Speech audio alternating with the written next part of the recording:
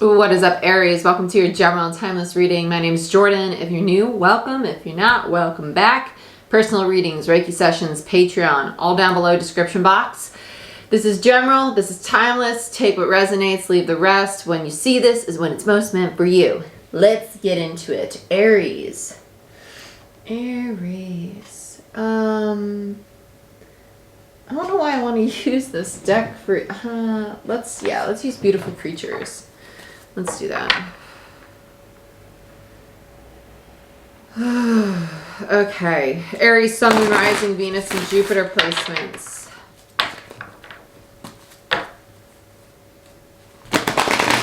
I feel like a searching energy, like someone who's like, oh, I'm going to find it. Like literally looking high and low. So I don't know if you're like digging through your house looking for something, or if you're digging through like your phone or social media. Some of you, it's a spying energy. Others of you, it's kind of like, I'm going to figure it out. Like, I'm going to figure out what I'm supposed to be doing or where I'm supposed to be going. It's an energy like that. Like, it's not like, it doesn't feel like looking for like a material thing. Hierophant Contracts. This is also morals. This is the rule book. This is, it's like your own standards that you live by, right? Some of you, this is figuring out who you want to be. Hierophant, you're rewriting your rule book for yourself, and that's what you're looking for. It's kind of like you're sorting through, where is it that exactly I want to be going right now, right? Where's the direction I'm supposed to be going in? You're looking for your arrow is kind of what it feels like. The Hierophant's the teacher. Is also higher consciousness. It could be the guide. Let's see.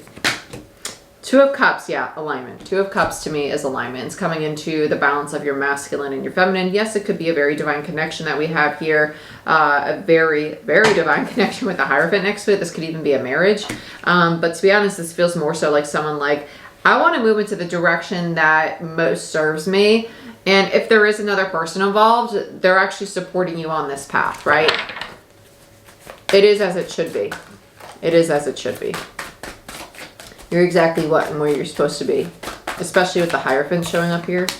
And Judgment. Oh my gosh. Talk about alignment. And the Six of Pentacles. You're literally like co-creating in perfect balance with the universe. Judgment is the soul's path. It's higher consciousness. It's making the right decisions. Six of Pentacles is that balanced exchange of energy with the universe. It's kind of like, hey, I'm going to take action on creating this business, this relationship, this new path for myself. And the universe is kind of like, oh, you're open to receiving. Okay, here you go.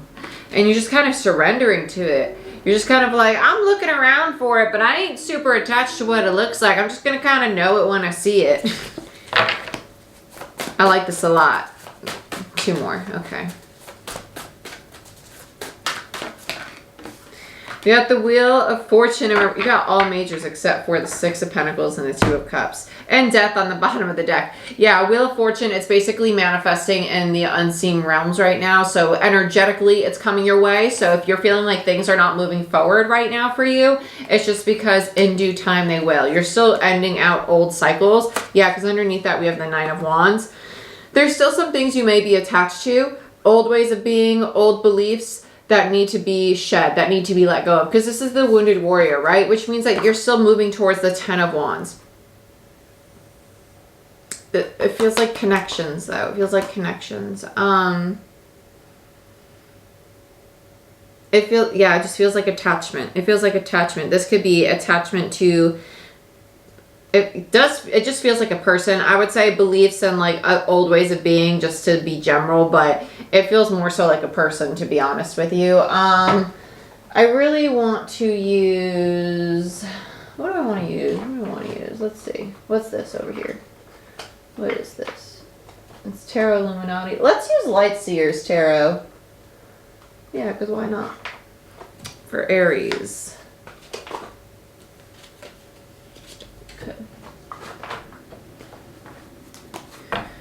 You have so many majors. That's crazy. That's crazy.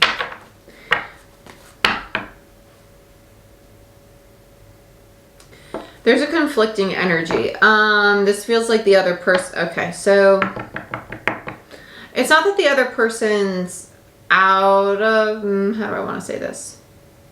They have other goals than you, and that's okay because you're two different people. You have different goals, different aspirations that you want to achieve, right? You're learning how to be two different people side by side. Oh, that was weird. Let's look at the Hierophant. I keep hearing sorcery, which to me is just manifestation energy. It's very divine feminine energy to me. I have a goddess deck. Radient is the sorceress, and she's actually on my altar right now, so I can't show you, but let's look at the Hierophant. Oh, hot tamales. Queen of Wands, which is Leo energy for me as a reader, but it is Aries. I really like this. This is you rewriting contracts for yourself. This is you rewriting your own rule book. I almost said workbook. Rule book and learning how to embody your personal power to really step into divine feminine energy. Queen of Wands is a master manifestor energy. This is you understanding how to create the reality you most want. It's unwavering. It's a very unwavering energy. I want to look at this Two of Cups. Yeah, here's the other person. Okay. I don't know. They feel like a knight. They do. They feel like a knight.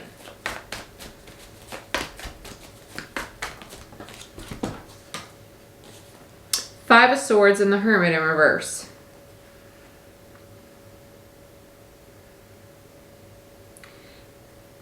They're feeling the disconnect as you start to embody a more independent energy, and it's almost like they're taking it personally. It's being taken as a betrayal. Five of Swords and the Hermit in reverse. And they're feeling isolated, very lonely. They're feeling like they're getting ghosted. Six of Cups, strong soulmate connection. Bottom of the deck. Let's get one more on this Two of Cups. Nine of Cups in reverse, the Fool, and the King of Cups. I'm not going to take all of these because we don't need 8 cards on this. They have a lot of love for this queen. They do. They don't have a lot of love for themselves. And that's what they're being challenged to do. Because as one person embodies more independent energy, which makes a lot of sense because we're moving out of codependent energy, because we're moving into divine feminine instead of distorted feminine that we've been sitting in now for the last year and a half, right? Divine feminine is getting away from codependency. It's ridding ourselves of unhealthy attachments and finding a balance between our masculine and our feminine, self-care and caring for others, healthy boundaries, learning to say no, getting away from people pleasing, all that stuff. As one person in relationship starts to find their independence, the other person's going to be challenged to find their independence as well. Let's look at Judgment. I think that's why they feel like a knight to me as a reader, is because it's like this inconsistent, like wavering energy of, I want to move forward and be independent, but it's uncomfortable for me because it's just a new way of being, and change is scary, but that's a limiting belief, and I'm trying to overcome that belief, right? Let's look at Judgment. This is the soul's call. It's decisions and choices as her to become anew. Yeah, so we have the Ten of Swords and then the Three of Wands. Yeah, to become anew. To end the old way of being, which is the Ten of Swords, right? And to accept the new path, the Three of Wands. That's been here. It has been here. And that's the teeter-totter of, do I want to stay in this Ten of Swords, the king, right? Do I want to stay in this Ten of Swords, or do I want to accept the fact that my ships are here? I just got to get on the damn boat and Six of Swords my ass on out of here. You know, just go on to peace. Get out of the Five of Swords, which is mental conflict. It's the fear of betrayal. It's fears, it's anxieties, right? And move into the Six of Swords, which is moving into peaceful energy, acceptance, surrender energy, going with the flow, learning to be like the elements of wind and water, and just kind of move through life with grace and gratitude.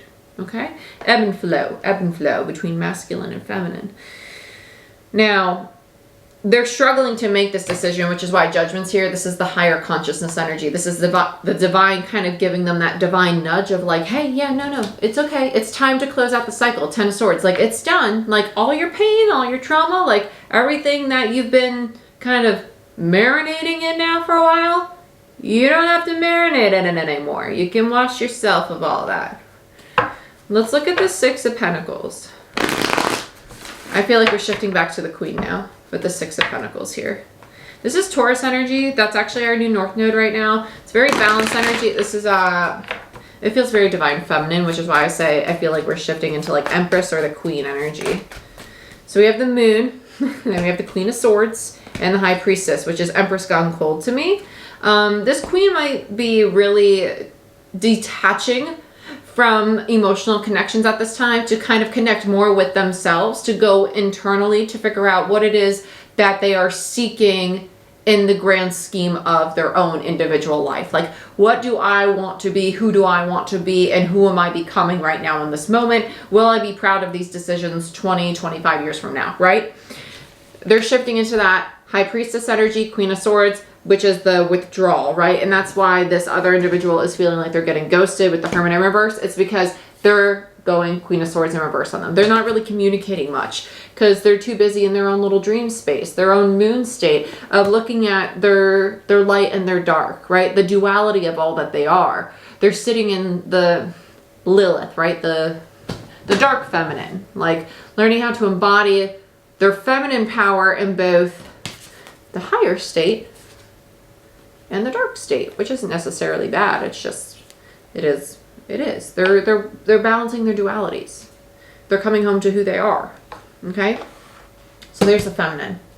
Yeah, and in turn, this connection might feel out of balance right now because this person's putting more focus on themselves.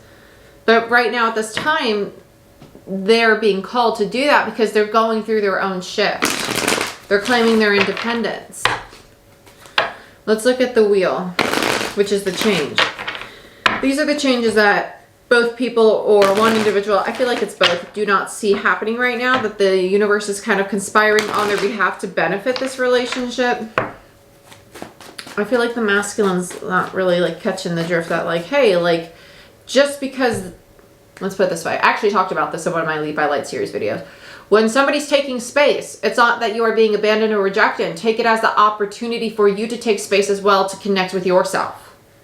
It's not a personal attack. It's that as they take space to connect with them, now you have the space to connect with you because energetically you're free of attachment to them because they've pulled their energy back to home and within them, right? Which means that you can do the same. Let's look at the wheel. Why is the Wheel of Fortune here for Aries? Eight of Pentacles in reverse. Yeah, these changes that are being made, they're not going to be seen quite yet because there's still more work to do. There's still more work to do. It's still being built. The Eight of Pentacles is a card of diligence and practice. The more that this is consistently invested in, the more that you will see that it will show up in the material world, in the tangible world, okay? Four of Pentacles, Three of Cups, in reverse, the Page of Pentacles, and Eight of Wands.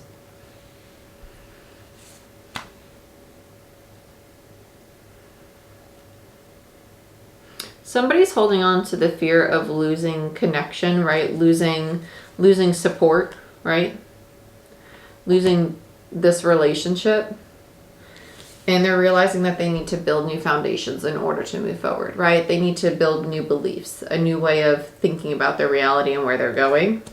And that's why this is diligence and practice, Eight of Pentacles. World, right? Because that's an old way of being. It's an old cycle. And with the Five of Cups there, it needs to be mourned. And there's the Knight. Yeah, the Knight of Pentacles, which is the person who's very hesitant to take action towards a change. Because the Knight of Pentacles is the slowest moving knight in the deck. It's the most methodical knight in the deck too. It's kind of like, do I want to do this? Do I not want to do this? It's that teeter-totter of, do I want to let go of the Ten of Swords and take that new opportunity? Or do I want to stay here? Masculine, right? Let's look at the transformation.